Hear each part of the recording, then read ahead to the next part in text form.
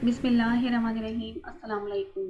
جو شخص یہ دو دعائیں صبح اور شام 3 مرتبہ پڑھ لیتا ہے، بسم اللہ الذی لا یضر مع اسمہ شیء فی الارض ولا فی السماء وہو السمیع العلیم، اللہ کے نام کے ساتھ جس کے نام کے ساتھ زمین و آسمان میں کوئی چیز نقصان نہیں پہنچاتی، اور وہی سننے والا اور جاننے والا ہے۔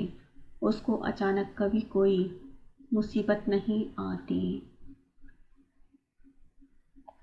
دوسری دعا نبی کریم صلی اللہ علیہ وآلہ وسلم نے فرمایا، تم جہاں بھی رکو، جہاں بھی پڑاؤ ڈالو، جہاں بھی ٹھہرو، تو یہ دعا 3 مرتبہ پڑھ لیا کرو۔